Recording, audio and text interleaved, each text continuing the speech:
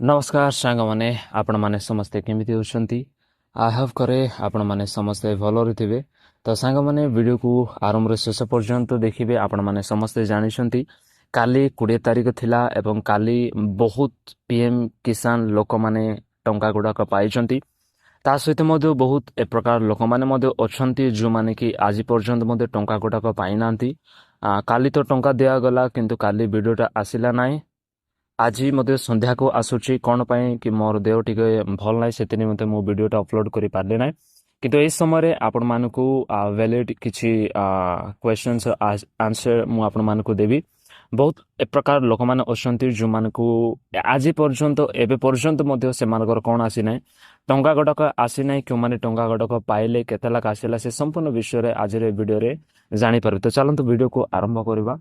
तो देखो सर्वप्रथम मु आपण मानकु कहबा चाहे आम ओडिसा रे सारा इंडिया को जदि आमे कहबा ताहेले काली कोन करा जायछि 20 तारिख रे आपण मानकु 9,44,00,000 रु ऊर्ध्व चाषी मानकर खाता रे कोन करा जायछि कि टंकाटा जायछि। एवं ता सहित जदि आपण माने हमर ओडिसा को देखिबे ताहले ओडिसा रे एबे बहुत ही अल्प लोक माने टंका गुड़ाक पाउछंती। आगामी 2 वर्ष मध्य रे गोटे वर्ष को 2 वर्ष मध्य रे पाखापाखि 10 लक्ष 6 लक्ष बा 10 लक्ष टार बहुत हिताधिकारी मानकर कटि जाइछि। आगामी जदि आपण माने 2024 रे आपण माने जदि देखिबे ताले 40 लक्ष ना 50 लक्ष ओडिसा रो चाषी माने कोन करथिले पीएम किसान गुड़ाक पाउथिले। किंतु एबे जदि आपण माने देखिबे ताहले संपूर्ण भावे 34 लाख लोक माने कोन करछंती पीएम किसान से माने पाइछंती। बहुत लोक मानकर जो फार्मर आईडीटा थाए जो रेजिस्ट्रेशन करवाटा थाए से समस्त विषय करि नाहंती से निमंते से मानकर टंका गटका आसी नाय। किंतु ए प्रकार लोक माने मध्य अछंती जो माने कि ए समस्त विषय करी कि भी से मानकर कोन हे नाय काली छड़ा गला काली आसी नाय। एवं आज मध्य कोन करा जायछि आज मध्य जो मानकर आसी नाय से मानको विषय रे अछि। जदि यार कारण मु जदि आपण मानकु कहिबी ताहेले ए कारण बहुत अछि। बहुत लोक माने कोन करछन्ती से मानको डीबीटी गुडाको एक्टिव करि न थांती से निमंते मध्य बहुत लोक मानकर टंका गुडाको आसी न थाई पारे। किंतु आपण माने समस्त जानिछन्ती कि जतिपल मध्य सरकार डीबीटी माध्यम देकर कोनोसी प्रकार टंकाटा छाडंती ता 2 दिन गला परे ही आपण मानकु कंप्लीटली लोक मानकर आसी थाए। 2 दिन गला परे बहुत लोक मानकर कंप्लीटली शेष होई थाए।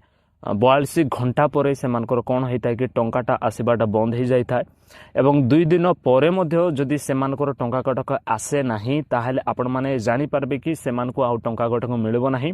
किंतु आज पर्यंत काली आपण मानको 12टा रे आपण मानको टंकाटा छडा जाईछि।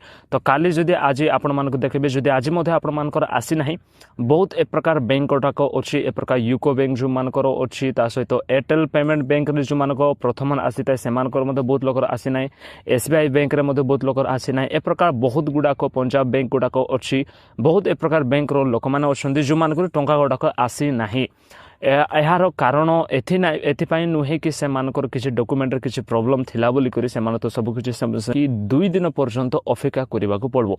42 घंटा पर्यंत जदि आपण माने अपेक्षा करबे ताहेले आपण माने संपूर्ण भाबे कोन कर पारबे जानि पारबे कि आपण माने टंका आसुछि कि आज जदि आसी नाही आज मधे बहुत लोक मानकर 10टा सकाळ 10टा समय रे बा 12टा समय रे मधे बहुत लोक मानकर पाई जैथिबे। किंतु संध्या पर्यंत मधे जदि आपण मानकर आसु नाही ताले काली पर्यंत आपण माने अपेक्षा करेंगे। जदि काली आसला नहीं ताहले आपण मानको आउ आसीबार चांस नाही। बिकॉज 2 दिन मध्य रे ही आपण मानकर टंकाटा जहाँ भी किसी छड़ा जाता है डीबीटी माध्यम देकर केवल 42 घंटा लगी था आपण मानकर पहुँचाइबा पई। 42 घंटा परे मध्य जदि आपण मानकर आसु नाही ताले सरकार छाड़ी नाहंती आपण मानकु न हेले आपण मानकर डॉक्यूमेंट रे ही किछि प्रॉब्लमटा थिबो।